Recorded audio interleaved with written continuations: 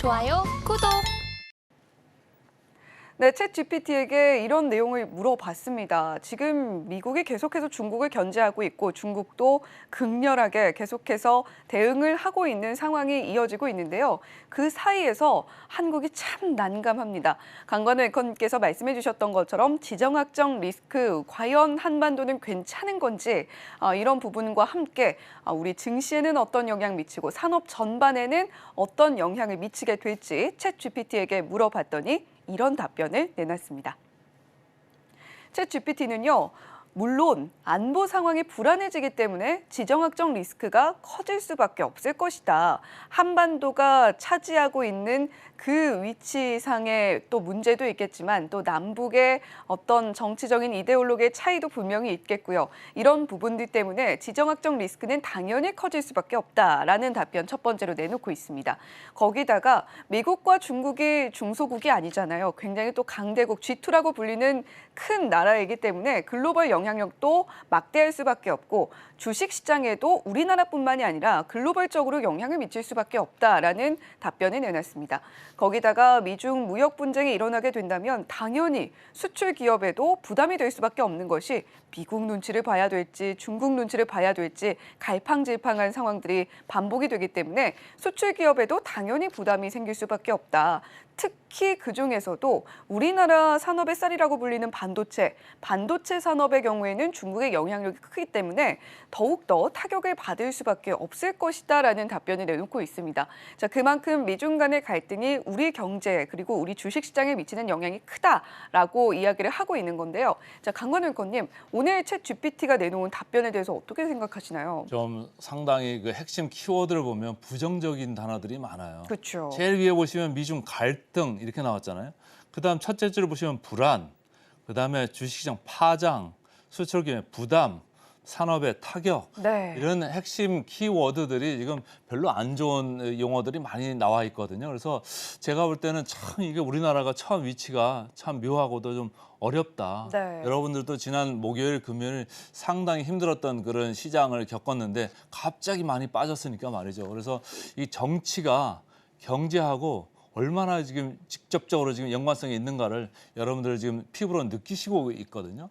과거에 우리 이제 고등학교 때 정치 경제 이래가지고 네. 교과서에서 이제 배우는 시간이 있었잖아요. 그렇죠. 그때는 정치하고 경제하고 이거 뭐 직접적으로 뭐 연관성이 있을까 이런 생각도 했었는데 지금 지나놓고 보니까 상당히 연관성이 있어요. 예전에는 이제 경제학이 처음에는 뭐 정치 경제학이라는 이제 경제학 분류가 있었거든요. 네. 그러다가 이제 수리 경제학, 계량 경제학 이쪽으로 왔습니다만은 정치하고 경제는 뗄래야 뗄 수가 없나 봅니다. 그래서 상당히 좀 이제 봐야 되는데 자, 그다음 화면 보시죠.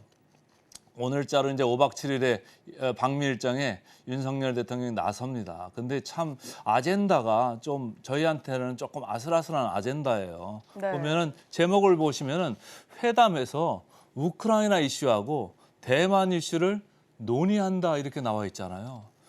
증권 시장에서는 이런 거 좀 논의 좀 안 했으면 좋겠다 이런 생각을 하는 분들도 많을 텐데 어쨌든 아젠다에 올라갔으니까 미국하고 이런 걸 얘기를 할 거예요. 그럼 얘기를 하면은 또 반응들이 어떨까요? 중국이나 러시아에서 반응들이 있을 텐데 반응이 썩 좋지 않을 것 같아서 조금 걱정은 된다. 주식시장에서는 지난 목요일, 금요일 이거를 주식에 좀 반영을 했을 때인데 추가적으로 더 증시에 반영을 할 수도 있겠다. 이런 생각을 좀 하면서 이제 보시자고요. 그다음 이제 화면을 보시면 자, 이제 여러분들이 겪은 지난 2거래일의 상황입니다. 보시면 2거래일 동안 중국 관련돼 가지고 지금 소비주들이 아주 폭락을 했습니다. 네. 평균 8% 정도 이렇게 폭락을 했고 2차 전지주는 뭐 직접적인 연관은 아닙니다만은 5% 이렇게 내렸습니다. 그리고 게임 엔터주, 파노 뭐 이슈 관련해 가지고 항상 우리가 촉각을 곤두세우고 이렇게 보잖아요. 중국이 기분 좋으면 파노 좀 내주고 그렇죠. 기분 나쁘면 안 해주고 이러는 거거든요. 그러니까 이쪽에 게임 엔터주도 상당히 좀 빠졌고 반면에 원전주, 방산주 그리고 태양광, 풍력 관련주는 좀 많이 올랐습니다. 그중에서도 태양광, 풍력 관련주가 상당히 좀 올랐는데 지금 계속해서 이쪽에 좀 IRA 보조금 관련해 가지고 좀 혜택을 받을 수 있다 이런 얘기들이 계속 나오고 있잖아요. 그래서 이제 업종 전체적으로 좀 효과를 본 거고 방산주 뭐 이런 상황에서는 방산주가 올라갈 수밖에 없지 않습니까? 그래서 그렇죠. 뭐 직접적이든 간접적이든 지금 수출 관련해 가지고 뭐 풍산이나 다른 이제 관련주들이 지금 계속 엮여 있는데 그쪽이 계속 하이라이트를 받을 수밖에 없는 이런 환경입니다. 그래서 한 업종씩 제가 좀 봐 드릴게요. 자, 직격탄을 맞았던 중국 소비 관련주입니다. 전체적으로 태평양, 아모레 퍼시픽 뭐 이쪽이 마이너스 12% 이렇게 쭉 빠졌고요. 그다음에 보시면 파라다이스도 마이너스 11%. 중국 관광객들이 와서 카지노를 가야지 좀 좋을 주식인데 저렇게 많이 빠졌고 LG 생활건강도 9%, 콜마 B&H도 7%, 하나투어도 마이너스 4%예요. 노란 걸로 표현된 거는 저 왼쪽에 11%는 지금 자막에는 안 나옵니다만 코스맥스고요. 이쪽 마이너스 5%는 CNC입니다. 저희가 이제 화장품 중에서도 그나마 볼만하다 이렇게 언급했던 주식들인데 그런 주식들조차도 같이 이렇게 어마어마하게 많이 폭락을 했습니다. 중국 관련해 가지고 소비가 지난 1분기에 10% 전년 동기 대비 중국 소비가 10%가량이나 올랐다고 했음에도 불구하고 주가는 오히려 반대로 이 지경이 됐습니다. 그래서 상당히 부정적으로 반응을 했다 이렇게 보시면 되고 그다음 이제 주식을 하나 넘어가시죠. 자, 최근 이거는 이제 2차 전지주입니다. LNF는 교환사채 발행한다는 아주 이슈가 안 좋게 작용을 해가지고 마이너스 10% 이렇게 빠졌고요. 우리 여러분들이 만약 관심이 아주 많으신 에코프로도 7% 왼쪽에 바로 있는 게 에코프로 BM입니다. 그것도 7% 이렇게 빠졌고 전체적으로 LG에너지솔루션 이쪽은 좀 영향이 좀 덜해가지고 2% 정도 빠지는 거에 불과했습니다만 전체적으로 상당히 하락 영향에서 벗어나지 못했다 이런 생각을 하시면 됩니다. 이쪽은 이제 이런 이슈가 있죠. 중국 관련해 가지고 나중 되면은 이제 25년, 26년 넘어가면은 네. 중국에서 오는 광물들도 미국이 규제를 간접적으로 할 수가 있다. 이런 우려가 잠재적으로 있거든요. 그럼 그거를 갖다 어떻게 할까요? 중국에서 지금 전구체라는 거를 재련해가지고 전구체를 만들어서 그걸 가지고 와야지 우리나라 양극재 이렇게 만드는 거거든요. 네. 그거가 없는데 공급을 못 받는데 양극재를 어떻게 만들어요? 그런 이슈가 있을 수 있어요. 지금 당장의 이슈는 아닌데 이게 장기적으로 2차 전지 소재주에도 좀 악영향을 끼칠 수 있는 이런 이슈가 잠재되어 있다. 이렇게 이제 보시면서 쫓아가시면 좋을 것 같고요. 그다음 좀 보시겠습니다. 그다음 보시면 게임 엠터주죠. 게임도 마찬가지입니다. 전체적으로 파란 물결입니다. 그래서 저희가 사실은 제일 오른쪽에 노란 거는 저희 이제 센티멘탈이나 펀더멘탈 코너에서 저희들이 언급했던 얘기예요. 제일 오른쪽에는 하이브입니다. 그나마 왜 증시8 증시구를 보셔야 되는지 저런 데 다 이유가 있습니다.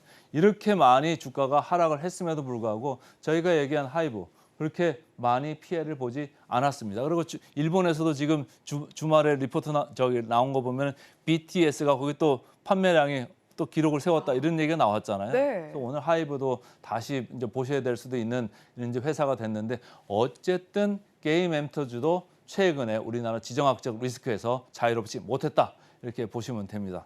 자, 그런데 이렇게 이제 하락만 있었을까요? 수혜를 볼 수 있다 이렇게 생각하는 회사들도 있었어요. 업종도 있었고요. 아까 말씀드린 원전 관련주입니다. 원전 관련주 보시면 한전기술부터 해가지고 전부 다 플러스권이죠.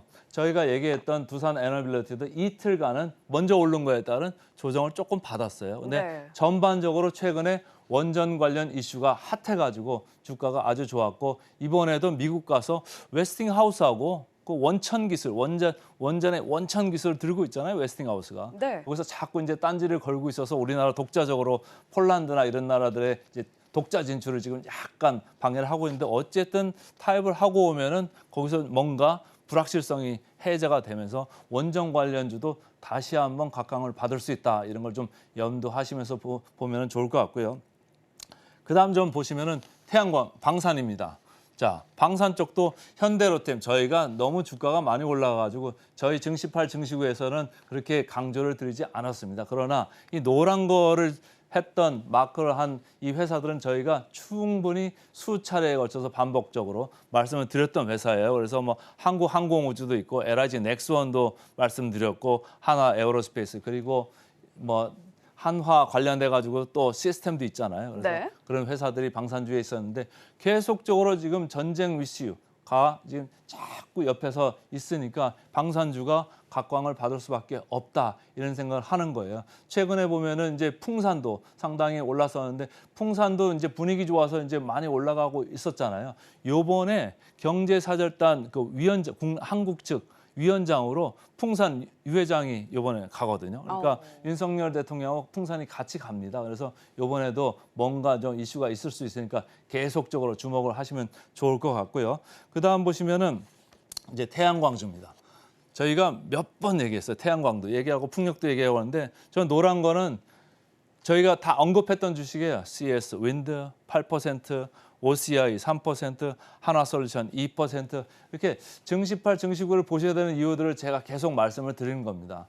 저희가 올라가는 쪽에 특히 지속력이 있는 쪽에 계속적으로 이렇게 언급을 해드리거든요. 그러니까 태양광 쪽도 풍력 쪽도 IRA 보조금 관련해서 계속 하이라이트를 받고 있었잖아요. 네. 그리고 그 중에서도 제가 지금 증시8, 증시9 맡은 지가 이제 6주 이렇게 넘어가고 있는데 OCI는 벌써 제가 한 3번 정도를 언급을 해드렸을 거예요. 상당히 태양광주 중에서도 가장 지금 빳빳하게 올라가고 있는 그런 회사입니다. 그러니까 여러분들이 센티멘털, 펀더멘털 코드도 열심히 보시고 하여튼간 증시8, 증시9 계속 보시면 좋을 수 있다 이런 생각을 하시면서 보면 좋은데 아직도 OCI는 좀 저는 개인적으로 싸다고 생각하고 있다가 센티멘털, 펀더멘털 코너에서 다시 깊숙하게 좀 해설을 해드리겠습니다. 그래서 전체적으로 좀 제가 요약을 할게요. 요약을 하면 지금 우리나라 예로부터 계속적으로 위치가 지정학적 위치가 아주 안 좋은 위치에 딱 있어가지고 네. 항상 리스크가 잠복돼 있었습니다. 그러나 최근까지는 지정학적 리스크에서 오는 코리아 디스카운트는 시장에서 조금 제껴놓고 보고 있었거든요. 왜냐하면 북한이 미사일을 쏴도 별로 반응도 안 했었어요. 우리나라 시장이. 그러나 최근에는 지정학적 리스크를 지금 감안하는 시장으로 다시 돌아가고 있습니다. 그러니까 여러분들 조금 조심을 하셔야 되는데 저희가 나고 자란 나라가 지금 한국이기 때문에 어쩔 수가 없습니다. 이 한반도에서는 이런 지정학적 리스크 계속 이고 지고 살 수밖에 없을 것 같습니다. 좋아요, 구독!